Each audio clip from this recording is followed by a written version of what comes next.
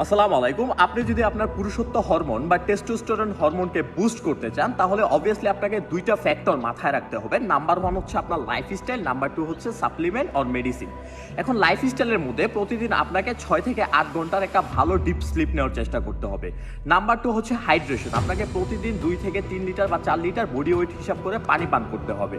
Number 3 হচ্ছে আপনার workout. আপনাকে প্রতিদিন জিম অথবা বাসায় ৩০ থেকে ৪০ মিনিট বা ১ ঘন্টা যেকোনো অ্যাক্টিভিটিসের সাথে যুক্ত থাকতে হবে, যাতে আপনার শারীরিক পরিশ্রম হয়। সেটা হচ্ছে ব্যায়ামের মাধ্যমে হইতে পারে বা অন্য কোনো স্পোর্টসের মাধ্যমে হইতে পারে। Number 4, balance diet. আপনাকে অবভিয়াসলি একটা ব্যালেন্স ডায়েট নিতে হবে, যাতে হচ্ছে তেল চর্বি বা উচ্চ মশলা জাতীয় খাবার পরিহার করতে হবে এবং হচ্ছে প্রোটিন এবং কার্বোহাইড্রেট এবং ফ্যাটের মাত্রায় একটা ভালো ব্যালেন্স থাকবে। ডায়েটটা আমি হচ্ছে আমার কমেন্ট বক্সে দিয়ে দিব। এখন হচ্ছে সাপ্লিমেন্ট বা মেডিসিন। এখন টেস্টোস্টেরন বা পুরুষত্ব হরমোন বৃদ্ধির জন্য বাজারে বিভিন্ন ধরনের মেডিসিন থাকে। এই মেডিসিনগুলোকে ফার্স্ট অফ অল অ্যাভয়েড করবেন, কারণ এটা সাময়িক আপনাকে একটা বুস্ট দিল, ইন ফিউচার আপনাকে বিভিন্ন ধরনের সাইড এফেক্টের মধ্যে রাখবে।